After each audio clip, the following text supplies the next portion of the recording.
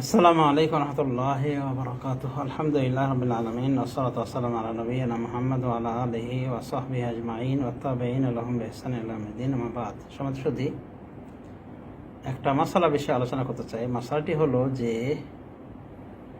রাসূলুল্লাহ সাল্লাল্লাহু আলাইহি ওয়াসাল্লামের বিবিগণ, তারা মুমিনদের মা, তাদেরকে উম্মাহাতুল মুমিনিন বলা হয়েছে। ও আজওয়াজুহু উম্মাহাতুহুম, আল্লাহ বলেছেন সূরা আহজাবের ভিতরে যে তার বিবিগণ মুমিনদের মা। সেই হিসাবে আমরা যখনই রাসূলুল্লাহ সাল্লাল্লাহু আলাইহি ওয়াসাল্লামের বিবিগণের নাম উচ্চারণ করি তখনই অনেকে আমরা বলার চেষ্টা করি উম্মুল মুমিনিন, যেমন বলি আন উম্মুল মুমিন আয়েশা রাদিয়াল্লাহু আনহা। উম্মুল মুমিন আয়েশা রাদিয়াল্লাহু আনহা থেকে বর্ণিত, মানে মুমিনদের মাতা আয়েশা থেকে বর্ণিত, আয়েশা রাদিয়াল্লাহু আনহা থেকে বর্ণিত। তো এভাবে রাসূলুল্লাহ সাল্লাল্লাহু আলাইহি ওয়াসাল্লামের বিবিদেরকে আমরা উম্মুল মুমিনিন বলে থাকি বা উম্মাহাতুল মুমিনিন বলে থাকি। এখন প্রশ্ন হলো যে রাসূলুল্লাহ সাল্লাল্লাহু আলাইহি ওয়াসাল্লামের যারা এইভাবে বিবি হিসেবে ছিলেন না, বরং কৃতদাসী হিসেবে ছিলেন, যাদেরকে আমরা উপপত্নী বলতে পারি, তো তাদেরকে উম্মাহাতুল মুমিনিন এই মর্যাদায় ভূষিত করা যাবে কি যাবে না? মানে তারাও কি উম্মাহাতুল মুমিনিনের মর্যাদা পাবেন কি পাবেন না? মানে তাদেরকে আমরা এই লকবে ডাকতে পারি কি পারি না? হ্যাঁ, এই বিষয়টিতে অনেকেরই ভুল ধারণা রয়েছে। এমনকি আমি নিজেই কোনো এক হিন্দি শায়েখকে জিজ্ঞাসা করেছিলাম, তো উনি আন্দাজে যে উত্তর দিয়েছে সেটা আমি পরে বুঝতে পেরেছি। তো উনি বলছে হ্যাঁ, আল্লাহ রাসূলের যারা কৃতদাসী ছিলেন তারাও মুমিনদের মা। তো বিষয়টিতে আমি পরিতুষ্ট হয়নি। আমি ভাবলাম যে সব কিছু দেখার চেষ্টা করি, গভীরে যাওয়ার চেষ্টা করি। তো সমস্যা কি, এটাও দেখে নি সঠিকটা কি। আল্লাহ রাসূলের কৃতদাসীরা কি উম্মুল মুমিনিনের মর্যাদা পাবেন, মানে তাদেরকে এই লকবে ভূষিত করা হবে কি হবে না? বিষয়টি তদন্ত করতে গিয়ে আলহামদুলিল্লাহ পেয়ে গেলাম একেবারে স্পষ্ট হাদিস। রাসূলুল্লাহ সাল্লাল্লাহু আলাইহি ওয়াসাল্লামের সাহাবায়ে কেরাম উল্লেখ করেছেন। সহিহ বুখারীর হাদিসে এসেছে, সহিহ বুখারীর এই হাদিস থেকে আমরা জানতে পারি যে না, রাসূলুল্লাহ সাল্লাল্লাহু আলাইহি ওয়াসাল্লামের যারা কৃতদাসী তারা উম্মুল মুমিনিন হওয়ার এই মর্যাদা লাভ করেননি। যদিও তারাও সম্মানিত, কিন্তু উম্মুল মুমিনের মর্যাদা তাদেরকে সাহাবায়ে কেরাম দেননি, এই লকব তাদেরকে বলেননি, তাদের ক্ষেত্রে ব্যবহার করেননি। তো সহিহ বুখারীর হাদিসটা আমরা জেনে নেওয়ার চেষ্টা করি। সহিহ বুখারীর হাদিসটা একটু বিস্তৃত, আমি সংক্ষিপ্ত আকারে বলছি যে বিবি সাফিয়া রাদিয়াল্লাহু আনহাকে যখন রাসূলুল্লাহ সাল্লাল্লাহু আলাইহি ওয়াসাল্লাম নির্বাচন করলেন, তো তিনি তো পরাজিত হয়েছিলেন, যেহেতু তার কওমের বিরুদ্ধে যুদ্ধ হয়েছিল। তো বিবি সফিয়ার বাবা কিন্তু নিহত হয়েছিল। রাসূলুল্লাহ সাল্লাল্লাহু আলাইহি ওয়াসাল্লামের যে ফয়সালা এসেছিল তাদের উপরে যে তাদেরকে হত্যা করা হবে, বিশ্বাসঘাতকতার কারণে, যুদ্ধ অপরাধী হওয়ার কারণে। তো রাসূলুল্লাহ সাল্লাল্লাহু আলাইহি ওয়াসাল্লাম বিবি সাফিয়াকে নিজের নির্বাচন করেছিলেন।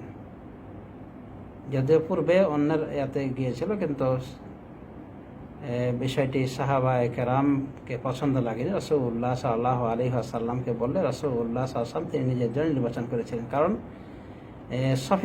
সাফিয়া বিনতে হুয়াই বিন আখতাব তিনি ছিলেন ইহুদি নেতার মেয়ে, তার এক প্রকার রাজার মেয়ে। তো রাজার মেয়েকে পাওয়ার জন্য রাসূলুল্লাহ সাল্লাল্লাহু আলাইহি ওয়াসাল্লাম বেশি উপযুক্ত। তো যা হোক, রাসূলুল্লাহ সাল্লাল্লাহু আলাইহি ওয়াসাল্লাম তাকে নিজে নির্বাচিত করেন। এরপরে তিনি তাকে বিয়ে করে ফেলেন।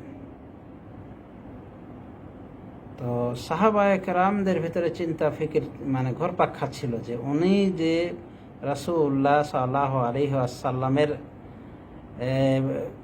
নিকট আসলেন, এটা কি সূত্রে? উনি কি কৃতদাসী হিসেবে আছেন, নাকি উনি মুমিনদের একজন মা হিসেবে?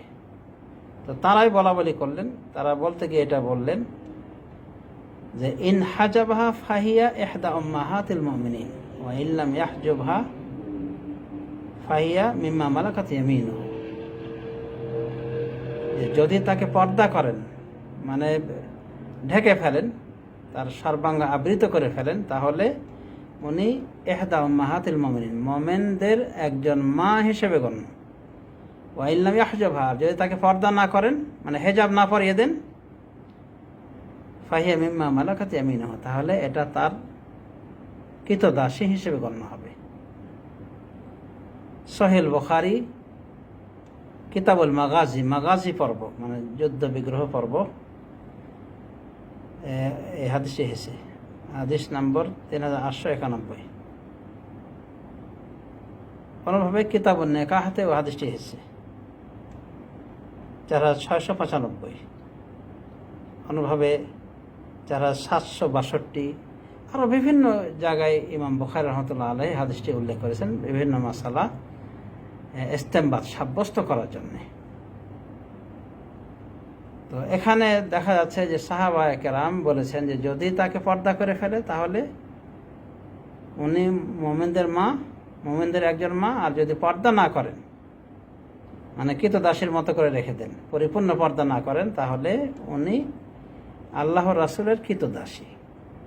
পরে সাহাবায়ে কেরামে মানে বর্ণনা দিতে গিয়ে বলছেন যে রাসূলুল্লাহ সাল্লাল্লাহু আলাইহি ওয়াসাল্লাম যখন তাকে আর বাহনে উঠালেন, বাহনে ওঠার জন্য তিনি তার ব্যবস্থা করলেন এবং মানে পর্দা করে দিলেন, পর্দা ঝুলিয়ে দিলেন তার এবং মানুষের মাঝে, মানে মানুষকে দেখতে দিলেন না, তাকে পরিপূর্ণরূপে পর্দা করে দিলেন।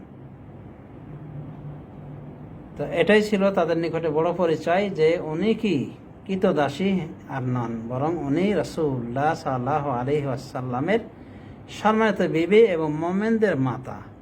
তো এখান থেকে আমরা কি বুঝলাম যে রাসূলুল্লাহ সাল্লাল্লাহু আলাইহি ওয়াসাল্লামের বিবিগণ তারা হলেন মুমিনদের মাতা, কিন্তু রাসূলুল্লাহ সাল্লাল্লাহু আলাইহি ওয়াসাল্লামের দাসীগণকে সাহাবায়ে কেরাম উম্মুল মুমিনিন খেতাবে ভূষিত করেন। এটা একটা সম্মানের খেতাব, এই খেতাবটা তারা দাসীদের ক্ষেত্রে দেননি। তো রাসূলুল্লাহ সাল্লাল্লাহু আলাইহি ওয়াসাল্লামের দাসী ছিল একাধিক, যেমন মারিয়া কিবতিয়া ছিলেন, অনুভাবে রায়হানা বলেও উল্লেখ রয়েছে, বিভিন্ন ঐতিহাসিক কিতাবে পাওয়া যায়, আরও কোনো কোনো দাসী সন্ধান মিলে। তো যা হোক, দাসী এবং স্ত্রীর ভিতরে শরীয়তে তফাৎ রাখা হয়েছে। তো বিশেষ করে রায়হানা সম্পর্কে পাওয়া যায় যে ওনাকে নাকি রাসূলুল্লাহ সাল্লাল্লাহু আলাইহি ওয়াসাল্লাম ইখতিয়ার দিয়েছিলেন, ঐতিহাসিক বর্ণনা, এগুলির বিশুদ্ধতা বিষয়ে চ্যালেঞ্জ করা যাবে না। তো উনি বলেছিলেন তোমার ইচ্ছা, তুমি কি স্ত্রী হয়ে থাকতে চাও নাকি দাসী হিসেবে থাকতে চাও? তো উনি নাকি বলেছিলেন যে ইয়া রাসূলুল্লাহ, স্ত্রী হয়ে থাকলে দায় দায়িত্ব বেশি থাকে, তো আমি দায় দায়িত্বের ভার নিতে চাচ্ছি না, আপনি আমাকে দাসী হিসেবে রাখেন। তো উনি দাসী হিসেবে ছিলেন রায়হানা। অনুভব আরেকজন দাসী ছিলেন মারিয়া কিবতিয়া। তো সাধারণত দাসী এবং স্ত্রী অধিকারের দিক থেকে পরিপূর্ণ নয়, এটা ইসলামিক শরীয়তেই মানে বিভেদ সৃষ্টি করা হয়েছে, এখানে দেওয়া হয়েছে, মানে কৃতদাসীকে স্ত্রীর পরিপূর্ণ মর্যাদা দেওয়া হয়নি, যদিও তার ভরণ পোষণ সব কিছুই দায়ভার মালিকের উপরে, কিন্তু এরপরও স্ত্রীর মতো পরিপূর্ণ মর্যাদা হক দেওয়া হয়নি। সেটারও হিকমত রয়েছে, সেটা তো ব্যাখ্যা করার পরিসর আলাদা। তো যা হোক, এখানে যেটা মাসালা হিসেবে আমরা বলবো যে রাসূলুল্লাহ সাল্লাল্লাহু আলাইহি ওয়াসাল্লামের কৃতদাসীগণ উম্মাহাতুল মুমিনিনের অন্তর্ভুক্ত করা হয়নি। সাহাবায়ে কেরাম তাদেরকে উম্মাহাতুল মুমিনিন বলতেন না। আমরা যদি সম্মান দেখাতে গিয়ে বলি তো সেটা হয়তো আমাদের ব্যক্তিগত বিষয়, কিন্তু সাহাবায়ে কেরাম উম্মুল মুমিনিন খেতাব করেননি দাসীদেরকে, সেটা তো আমরা বুঝতেই পারলাম সহিহ বুখারী শরীফ হাদিস থেকে।